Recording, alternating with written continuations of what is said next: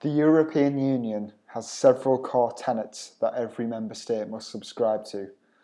One of these is the free movement of people across national borders. Before the migrant crisis and ensuing spree of deadly Islamist attacks, there was never really much of a reason to question it.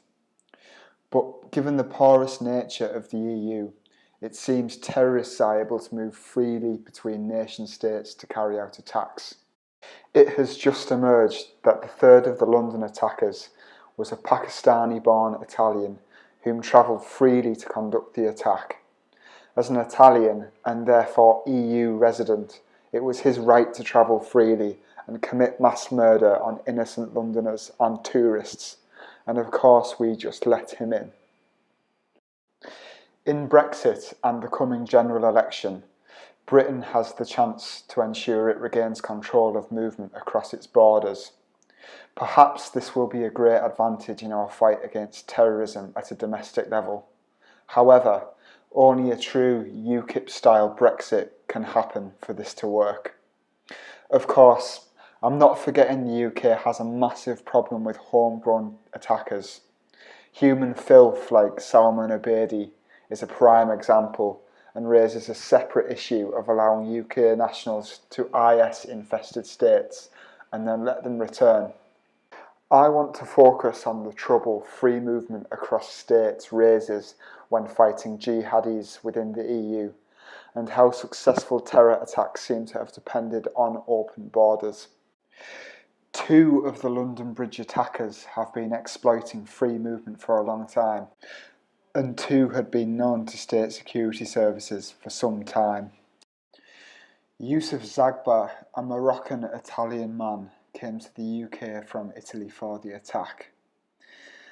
An Italian police source has confirmed to the BBC that Zagba, who lived in East London, had been placed on a watch list, which is shared with many countries, including the UK. In March 2016, Italian officers stopped Zagba at Bologna Airport and found IS-related materials on his mobile phone. He was then stopped from continuing his journey to Istanbul. The second attacker, Rashid Redouane, was refused asylum in the UK and lived for some time in Ireland. An investigation in recent years found some men who had been refused immigration status, or whose marriage plans had been questioned in Britain, sought to marry in Ireland as a backdoor to staying in the European Union. It is understood he married in 2011 or 2012 before leaving for London, and that he made an unsuccessful application for asylum in the UK in 2009. British security and intelligence is amongst the best in the world. However, using the EU as a means to subvert and undermine British immigration laws in the case of Ireland, or simply passing through customs to travel to the UK despite being a known Islamist sympathiser in the case of Italy, shows the issues that arise when it comes to freedom of movement. The results have been deadly. In approximately 8 minutes, 3 men killed, 8 people and injured, dozens more. Britain, however, is just the tip of the iceberg. An article by PBS journal Frontline shows how woefully inadequate border controls and a failure of intelligence would help Belgian attackers to several attacks in Paris. I'm going to read several large sections of this article, but please bear with me as they are extremely important. In June of 2015, a Belgian ex-convict named Mohamed Abrini flew to Turkey. He slipped across the border into Syria and reached the Islamic State's capital of Raqqa, where he met up with a boyhood friend planning a devastating terror strike on Paris. Abrini proved an able operative. He moved confidently across borders, returning from Syria via Britain to pick up cash for the plot. Back in Brussels, he fended off police who questioned him about a tip that he had been in Syria. Then he set to work leading a group of young extremists who were preparing the logistics for a multi-pronged attack on Paris.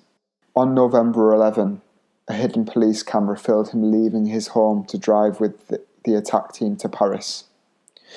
But the investigators were not following him, so they did not realise he was working on a plot, or even alert French officials to his movements. 2 days later, attackers killed 130 people in coordinated assaults on the Bataclan concert hall, restaurants, and a soccer stadium in Paris. 9 of the attackers died, but Abrini and other suspected accomplices took refuge in Brussels, where they eluded capture for another 4 months. Later, the world would know Abrini as the Man in the Hat. This is the perfect example of what a lack of border control does for terrorists. Abrini went to Britain, Syria, and then back to Brussels before his attack on Paris, and then afterwards escaped back to Belgium for 4 months before he was eventually caught. EU officials are willing to let the European public die to preserve the utopian dream of a United States of Europe.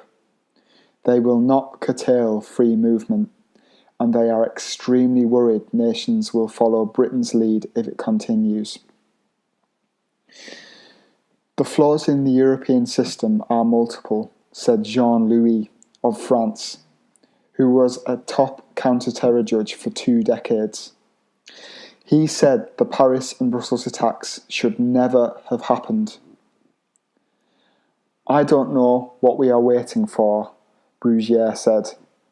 Do we have to wait for hundreds of deaths? If European policy is unresponsive, we will be putting up barriers again. Nobody wants it, but we will not be able to do otherwise if we are incapable of protecting ourselves.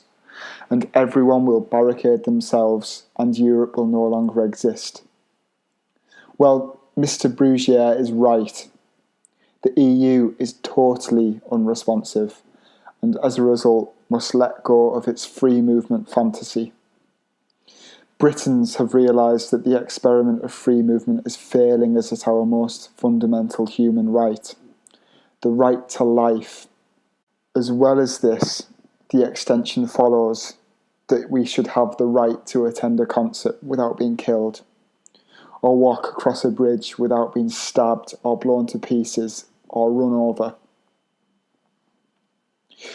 Hundreds of people across Europe are being murdered by homegrown radicalised Islamists, and the EU's leaders are doing nothing to stop it. Britain must regain control over its borders so we can stop the spread of Islamists from across Europe and focus on defeating the enemy in our own backyard. I believe the only party that can achieve this for the United Kingdom is the Conservative Party. This once-in-a-generation election will determine the safety of UK citizens in future. For the first time, I will be putting my cross next to a blue name. Let me play 3 clips of the 3 leaders of the main political parties, so you can judge for yourself. 82,000 people from the EU came to this country without a job on their own last year to look for work because they thought they would have a better life. Now, I'm asking you, do you think that is too many? Would you like to see fewer such people? What would you do? Look, it's going to be part of the negotiations about access to Europe. If we are going to have access to a single market, then there's going to be an issue surrounding that. So what I've been talking about all along is the question of ending the grotesque levels of exploitation and the undercutting that goes on. Let's look at the issue of the flow of people in the context of access to a free market, but let's not blame migrants for the problems that we have. Let's look instead at an economic system that has created these levels of inequality and injustice within our society. Having voted democratically for departure last June, the British people should have the final say on destination. And we and take you would the view, tell them to vote to remain. And you're going to let me finish my question. I'm trying to get you to the point. So here's the point, and it is this, that we have the right, surely as the British people, to have the final say. If you bought a house... Mr Farron, I'm not arguing with this. Look, let me just get to the point here, because frankly, you sound to me like you're filibustering.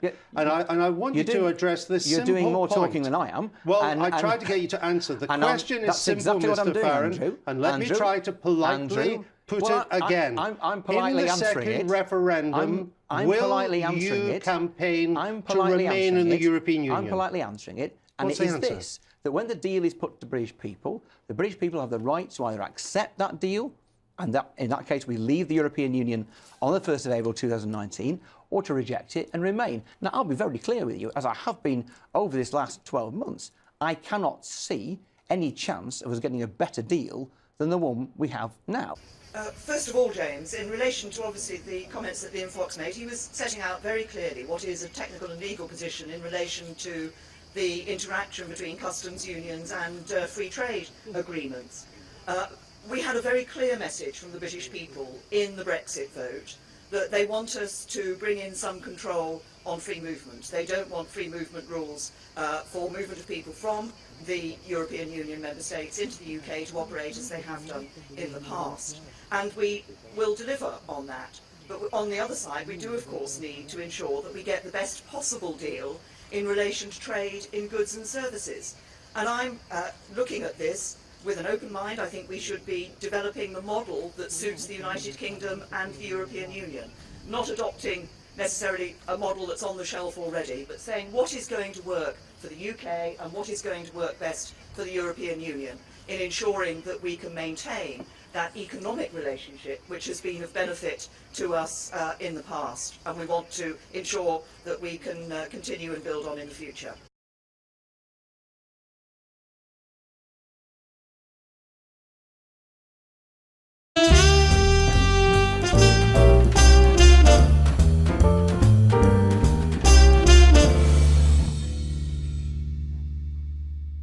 God damn these gays, they're all trying to eat each other.